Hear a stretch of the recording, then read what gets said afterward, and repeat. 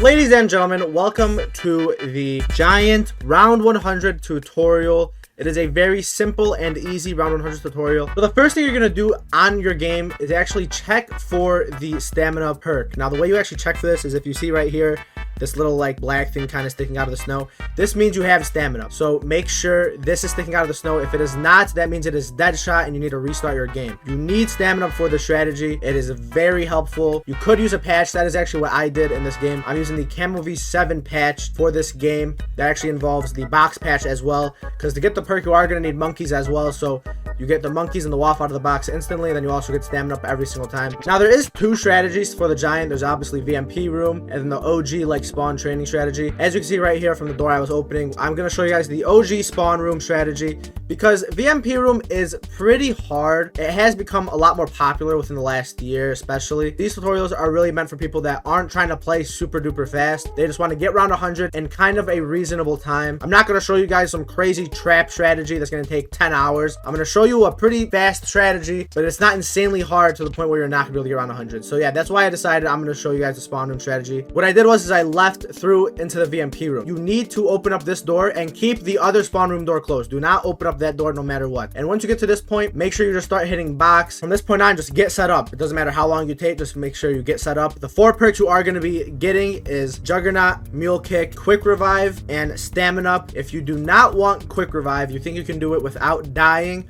I would definitely suggest getting either Speed Cola or Double Tap. Double Tap is obviously going to help you with your training strategy, allowing you to proc AATs much faster. Speed Cola will help you a lot with your camping strategy, helping you reload your wall faster, killing more zombies, and all that sort. So it's really up to you what your preference is. I would probably use Double Tap if I had to choose. It didn't matter for me because I used Quick Revive instead. Now, once you are fully set up and you have all of your perks and all of your guns, I would then go ahead and buy the HVK as your Mule Kick weapon. That's my suggestion. Since we are only going to round 100, we actually do not need the Shiva for our fireworks slash turned weapon. So using the HVK is actually really good just around 100 because it's a lot faster and it's a lot much nicer to use, especially since we are not running double tap. The HVK is much better than the Shiva. And obviously your other gun is going to be the RK5 because it is literally right there on the wall where we are training. Now, once we start pack a punching our weapons, on the HVK, you want to get fireworks for your first part of the camping strategy. Now, there's going to be 2 parts to this. At the beginning of your game, the early round strategy, you're just going to be camping with the waff and the teleporter. It is very easy, and for when we are camping, we actually are going to be using fireworks and turns. Fireworks on our HVK and then turned on our RK5. But then once we start training, we're going to have to switch the AATs. So to start off right now, keep hitting the pack punch machine for fireworks. Like you see right there, I just got fireworks on my HVK, and then get turned on your RK5. Now, at this point, I am fully set up. So what you're going to start doing now is just start shooting, kind of chilling, shooting your waff. Now, when you're playing early, there's a lot of different things you can do. You can start shooting your waff in the distance because, you know, the zombies are taking a long time to spawn in, so it's kind of hard to just wait for them to come up here like we are going to be doing later on. So you'll be noticing where I shoot a lot is the alleyway, because the alleyway actually has a lot of zombies that spawn in that take a very long time to run out. So if you shoot in the alleyway and you get a good shot, you can actually kill a lot of zombies as they spawn. So since I have a full alchem, it is very simple. I just keep spamming, and if I have an alchem in my cycle, I can just spam until I use this alchem and then hit the gobble machine and get my next alchem. Since it's only round 22, the rounds are flying by. So I don't really have to worry about never having ammo. Now, I would definitely suggest if you do not have an alchem in your cycle, then maybe play a little bit more conservative and wait until you have that alchem in your cycle after hitting the gobble machine a couple times to start spamming a little bit more. Or if you don't even have an alchem on you, I would then start playing more conservative as well. Another thing I would suggest as well is learning how to grenade swap. If you haven't watched my Baruch video, I suggest watching that because I go into depth about it. Grenade swapping is very useful on maps with the Wonder Waff, since the Wonder Waff's reload speed is the slowest reload speed out of every single Wonder Weapon, believe it or not. So I would definitely suggest learning how to grenade swap, as it'll help you not get cornered and die. It's happened to me multiple times, and eventually I just had to learn how to grenade swap. Now, the unfortunate thing about this strategy is the lack of drops you will get. Like you see right here, I have a death machine. I would definitely suggest using death machines and instant kills in this corner. This is the safest place you're going to be, and it is solidly fast. It's not going to be the fastest maybe, but you're not going to die doing this. So I would definitely suggest doing this. But getting drops on the Giant is very rare because you cannot get drops with dead wire since there's the waff on the map. Maps with the Wonder Waff do not give drops with dead wire because the waff and the dead wire are the same exact effect. And for some reason it just bugs it out. It's weird. I don't understand. Fireworks only gives you a drop on the zombie you actually proc the fireworks on. So the one zombie that actually dies to your firework and the gun flies up into the air, that zombie can drop a drop. And then with turns, The only zombie that dies with turned are the zombies that get blown in the blast. So when you shoot turned, you'll notice there's like a little bit of a blast that comes with it as soon as the turn spawns in. The zombies that die in that blast can give you a drop. Every other zombie does not die. So as you can tell, there's not a lot of drops that are going to be spawning on this map for sure. Now once you get kind of to the later rounds, you're going to want to start using AATs. So as you see right here, I'm on round 44, and using AATs is actually really simple. There's obviously a faster way to do it than the way I'm doing it, but like I said before, I'm just showing you guys a safe and fast way at the same time. So once you see your turn runs out right there, you're going to want to go run down the stairs, jump over the zombies or shoot your waff, doesn't matter, and pop a turn, and then also pop your fireworks at the same exact time. You want to do it at the same time so they regenerate and allow you to activate again at the same time. You're back up here. Wait until zombies hop onto the pad. As soon as you see one zombie, just shoot your waff. Just wait until they're jumping up. So you see the zombie right there, shoot waff.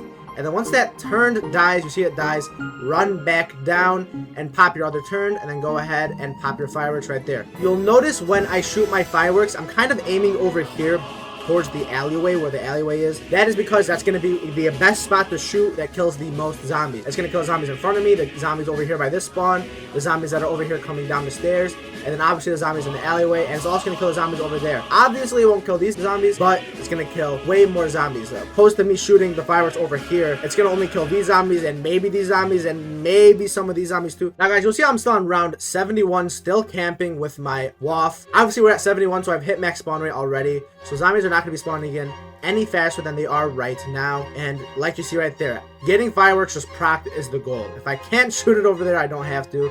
And do not be afraid to shoot a waff shot going back to the teleporter. Right here, you'll see, as soon as I hit 2-0 in my waff, that is when I pop alchem. And when you pop alchem, you're just going to be shooting, spamming as much as you can, but not shooting too fast. Shoot different zombies that are shocked by the waff. Don't shoot the same zombies that are shocked, because one, it's a waste, and two, it actually can bug out the zombie and actually unwaff them. So 2 waff shots at the same zombie could actually equal no effect at all. So make sure you guys are shooting different zombies when it comes to shooting the waff. You don't want to just keep shooting the same zombies over and over and over again. And on a map like the Giant with like 7 different entryways into spawn, it is very easy to find new zombies to shoot with the waff. Just make sure you kind of save your last couple shots for the zombies on the teleporter, because if you start reloading and zombies are on the teleporter trying to hit you, you are probably going to down because you can't shoot them, obviously. And I would not even worry about AATs while you have your alchem out. Just focus on shooting that waff and killing zombies. Now, it's round 76 and I have a dog round. This was the round I decided I should probably change my AATs to better AATs, because I saw I don't really have enough points to double hit the gobble machine again. And I probably do not have an alchem anywhere near in my cycle.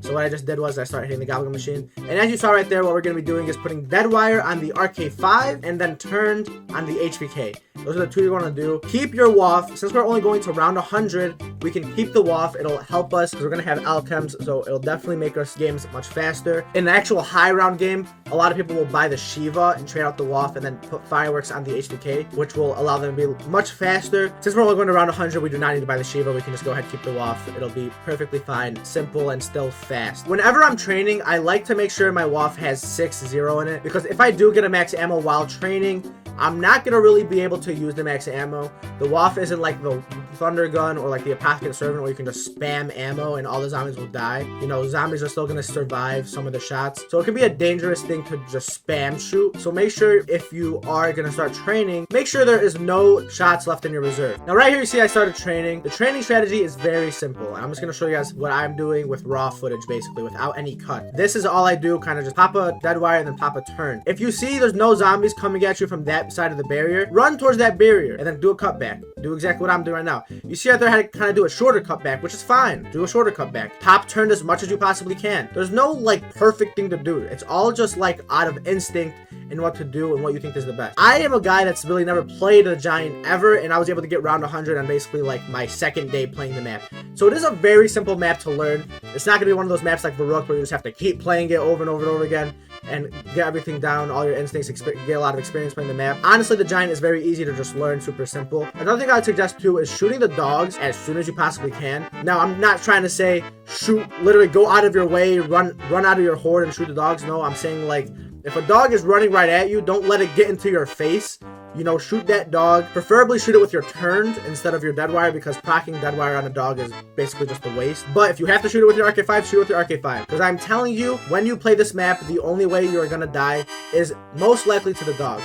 You could die to the zombies too, but the dogs are definitely going to kill you much more than the zombies. My number one suggestion while training would definitely be to focus on the dogs and kill them. Another classic gobblegum I would definitely suggest using. Obviously, Alchem is going to be the number one gobblegum for all of this. Make sure you guys are using Lucky Crit as well, and as you see right now, I'm using it. So instead of having to spam your ammo, especially with no double tap, it takes a very long time to get that way to go off. So using Lucky Crit will actually help you a lot, make you be faster, and just make your game more enjoyable in general. Now, the reason we kept the WAF, obviously, is every single time we get Alchem out of the Gobblegum machine, we're going to go back to the teleporter and just do the same exact thing we were doing the whole entire early round strategy. There's literally no difference. Just come up here and spam your WAF. Now, it's the same thing as before. Go back to training once you have 6-0. So not only do I have 1 minute of infinite ammo with the WAF, but I also have 30 WAF shots I can use and be as fast as possible. Still use AATs while you're using those 30 WAF shots. Don't use AATs while you're spamming WAF with Alchem, but use it when you are out of Alchem and you're just using the 30 shots. This is basically the whole entire strat, guys. I mean, it's really as simple as this.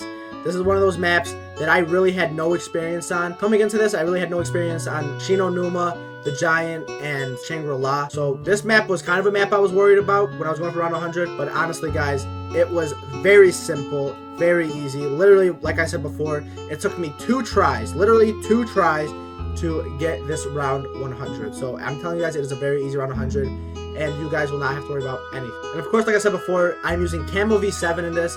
It is featured in my Discord along with all of my other camo mods. So make sure you guys do join my Discord if you are interested in not only camo mods, but also other tutorials, free liquid diviniums. And not only do all these camo mods come with sick ass camos like you see right here, but they also come with infinite gobblegums. So literally there's no counter on your mega gobblegum. This is for every single camo pack I have in my Discord, V5, V6, V7, V8, all of them. So make sure you guys do hop in the Discord and use those camo packs and utilize those free gobblegums. If you guys enjoyed the video, make sure you like and subscribe. Let me know what other tutorials you guys want. I hope you guys have a great day, and I will see you later.